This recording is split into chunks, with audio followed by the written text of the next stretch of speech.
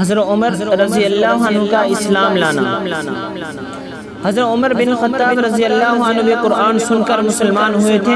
ان کے اسلام لانے کا واقعہ یوں ہے کہ اسلام کے دشمن ابو جہل نے یہ اعلان کر رکھا تھا کہ جو شخص حضور صلی اللہ علیہ وآلہ وسلم کو قتل کرے گا میں اسے 100 اونٹ اور 1000 اوقیہ چاندی کا انعام دوں گا۔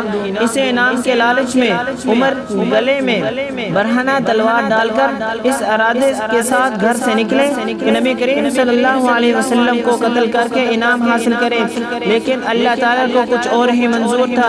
راستے میں بنی زہرہ کے حضرت نعیم بن مغیرہ رضی اللہ عنہ سے ان کی ملاقات ہو گئی تو انہوں نے پوچھا کدھر کا ارادہ ہے؟ جواب ملا اسلام کا چراغ بجھانے کا۔ حضرت نعیم رضی اللہ عنہ نے کہا اگر تم یہ کام کر گزرو گے تو بنی ہاشم اور بنی زہرہ تمہیں کبھی بھی زندہ نہیں چھوڑیں گے۔ پہلے اپنے گھر کی خبر تو لو، تمہاری بہن فاطمہ رضی اللہ عنہ اور بہنوئی سعید بن زید رضی اللہ عنہ مسلمان ہو چکے ہیں۔ یہ سن کر وہ غصے سے بے قابو ہو گئے اور سیدھے بہن کے گھر پہنچے۔ گھر کے اندر سے ایسی آواز آ رہی تھی جیسے کوئی کسی کو کچھ پڑھا رہا ہو۔ دروازہ کھٹکھٹایا تو خاموشی ہو گئی۔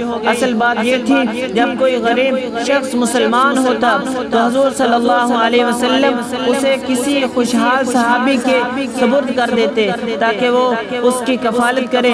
حضرت خبیب بن عرط رضی اللہ عنہ ایک غلام تھے۔ جب وہ ایمان لائے تو انہیں سعید بن زید رضی اللہ عنہ کے سپرد کر دیا گیا تھا۔ یہ دونوں میاں بیوی ان سے اس وقت قرآن مجید سیکھ رہے تھے۔ جب دروازہ کھولا گیا تو پوچھا یہ کیسے آوازیں آ رہی ہیں؟ جواب ملا آپس میں باتیں کر رہے تھے۔ کہا عمر نے کہا چھپاؤ نہیں، مجھے پتہ چل چکا ہے کہ تم دونوں گمراہ ہو چکے ہو۔ بہنوئی نے حضرت سعید بن زید بولے اگر گمراہی کا وہ دین ہو جس پر تم چل رہے ہو۔ یہ سننا تھا کہ عمر اپنے آپ سے باہر ہو گئے، ان کو بے تحاشا مارنا پیٹنا شروع کر دیا۔ اپنی بہن فاطمہ رضی اللہ عنہ بچانے آئی تو ان کو بھی لولہان کر دیا۔ زخمی بہن نے ثابت قدمی سے کہا عمر آج جو چاہو کر لو، اب اسلام دل سے نہیں نکل سکتا۔ بہن کے یہ الفاظ بھائی کے دل میں تیر کی طرح نشانے پر جا بیٹھے۔ سخت مزاج بھائی کا غصہ کم ہو گیا، اس کے ہاتھ رک گئے۔ پوچھا تم لوگ کیا پڑھ رہے تھے؟ جواب ملا اللہ کا کلام اور اللہ کی وحی۔ کہا مجھے بھی دکھاؤ۔ فرمایا جب تک پاک نہ ہو ہاتھ نہیں لگا سکتے۔ وہ نہا کر سامنے آئے تو بہن نے سورۃ طٰہٰ پیش کی جس کی دونوں میاں بیوی حضرت خبیب بن عرط رضی اللہ عنہ کے سامنے تلاوت کر رہے تھے۔ پڑھنے لگے تو عمر کی کائنات بدل گئی۔ جب یہ آیات پڑھی اننی انا اللہ لا الہ الا انا فاعبدنی واقم الصلاۃ لذکری، بے شک میں اللہ ہی ہوں اور میرے سوا کوئی معبود نہیں، لہٰذا میری ہی عبادت کرو اور میری یاد کے لیے نماز قائم کرو۔ تو بے اختیار پکار اٹھے کیسا عمدہ اور عظیم کلام ہے۔ ان کا پتھر دل موم ہو چکا تھا۔ بولے مجھے حضور صلی اللہ علیہ وسلم کے پاس فوراً لے چلو۔ یہ سن کر حضرت خبیب بن عرط رضی اللہ عنہ جو چھپے ہوئے تھے باہر آ گئے۔ فرمانے لگے ابھی جمعرات کی بات ہے، رسول اکرم صلی اللہ علیہ وآلہ وسلم نے کوہ صفا کے دامن میں یہ دعا مانگی تھی اے اللہ عمر بن حشام ابو جہل اور عمر بن خطاب میں سے جسے تو عزیز رکھتا ہے اس کے ذریعے سے اسلام کی مدد فرما۔ ابن عساکر کی روایت ہے اللہ تعالیٰ نے نبی کریم صلی اللہ علیہ وسلم کے قلب مبارک پر وحی کی ابو جہل ایمان نہیں لائے گا۔ اس پر حضور صلی اللہ علیہ وسلم نے یہ دعا فرمائی کہ اے اللہ عمر بن خطاب سے اسلام کو قوت دے۔ اس کے بعد عمر نے پوچھا اس وقت حضور صلی اللہ علیہ وسلم کہاں ہے؟ بتایا گیا دار ارقم میں ہے۔ عمر سیدھے دار ارقم پہنچتے ہیں، دروازے پر دستک دیتے ہیں اور اندر آنے کی اجازت مانگی۔ خفیہ طور پر دیکھا گیا تو عمر گلے میں ننگی تلوار کے ساتھ دروازے پر کھڑا ہے۔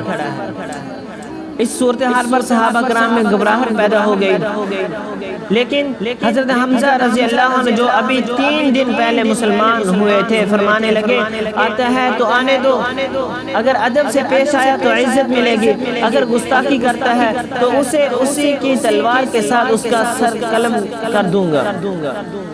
دو آدمیوں نے عمر کے دونوں ہاتھ دونوں بازو پکڑ کر حضور صلی اللہ علیہ وسلم کے سامنے کھڑا کر دیا۔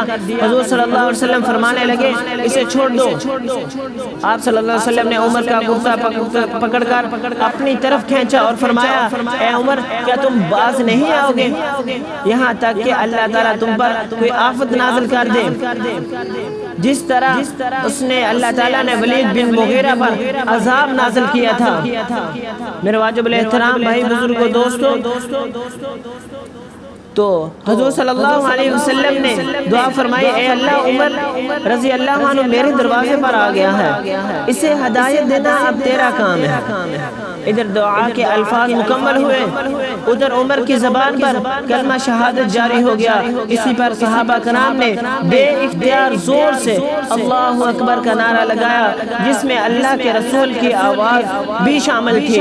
اسی نعرے سے فتح کی پہاڑیاں گونج اٹھیں۔ اس کے بعد حضرت عمر رضی اللہ عنہ نے عرض کیا یا رسول اللہ کافر لوگ طلاد کی علانیہ پوجا کرتے ہیں اور ہم ایک اللہ کی عبادت چھپ کر کریں، یہ نہیں ہو سکتا، اب تو بیت اللہ میں عبادت ہوگی۔ صحابہ کرام دار ارقم سے نکل کر خانہ کعبہ میں اس شان سے داخل ہوئے کہ ان کے درمیان میں نبی کریم صلی اللہ علیہ وسلم تھے، دائیں طرف حضرت ابوبکر صدیق رضی اللہ عنہ اور بائیں طرف حضرت عمر رضی اللہ عنہ اور حضرت حمزہ رضی اللہ عنہ تلوار لیے آگے چل رہے تھے۔ کفار مشرکین کو کسی اور خبر کا انتظار تھا، انہیں یہ سارا منظر دیکھ کر اپنی آنکھوں پر یقین نہ آتا تھا۔ حضرت عمر رضی اللہ عنہ نے بلند آواز سے کہا خبردار، جس نے کوئی حرکت کی اس کا سر تن سے جدا کر دیا جائے گا۔ اسی وقت قریش کو جتنی تکلیف ہوئی اس سے پہلے کبھی نہ ہوئی تھی۔ اسی موقع پر کیا کسی اشعار نے خوب کہا کہ میرے اسلام لانے پر یہ چھپ کر کیوں عبادت ہو، پڑھیں گے آج کعبہ میں وہ رکے جس کی طاقت ہو، اڑا دوں گا میں سر اس کا کفر کا جو نواب آیا، عمر آیا عمر آیا عمر ابن خطاب آیا۔ حضرت عمر رضی اللہ عنہ کے اسلام قبول کرنے کے بعد مظلوم مسلمانوں میں اتنی ہمت پیدا ہوئی کہ وہ خانہ کعبہ کے صحن میں حلقہ بنا کر بیٹھنے لگے، کعبے کا طواف کرنے لگے۔ کوئی کافر برا بھلا کہتا تو اس کا جواب دینے لگے۔